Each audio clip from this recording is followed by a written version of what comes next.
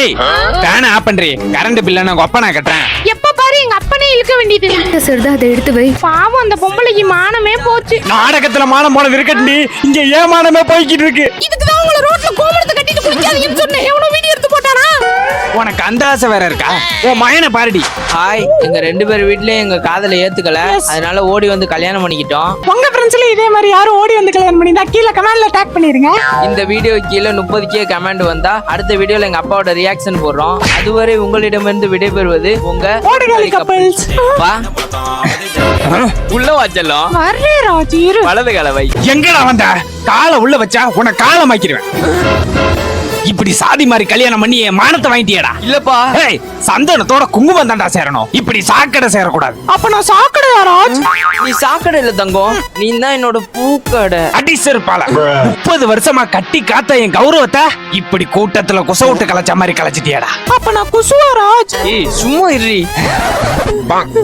நீ ஏண்டி ஜட மாதிரி நிக்கிற? நல்லா அவன 4 வார்த்தை கேளு. அம்மா இந்த கர்மத்தை வேற பாக்கணுமா?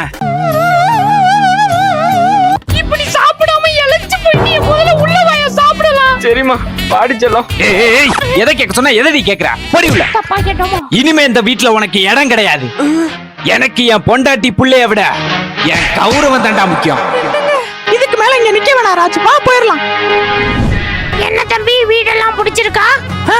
புடிச்சிருக்கு. தம்பி மாசமானா 2000 ரூபாய் வந்துடணும். ஏ செல்லம், அப்ப கொஞ்ச நாள் தள்ளி okay. இருக்கலாம்டி. ஏய், அவன் மாசமானா இல்லடா, மாசம் வீட்டுக்கு 2000 ரூபாய் வாடகை பணம் வந்துடணும்னு சொன்னேன். ஓ அப்படியா? நான் தான் தப்பா புரிஞ்சுக்கிட்டேன். இந்தாங்க அட்வான்ஸ். ஐயோ, இதெல்லாம் நான் வாங்க மாட்டேன்ப்பா. ஏதா இருந்தாலும் என் புருஷன் தான். இதா அவரே வந்துட்டாரே.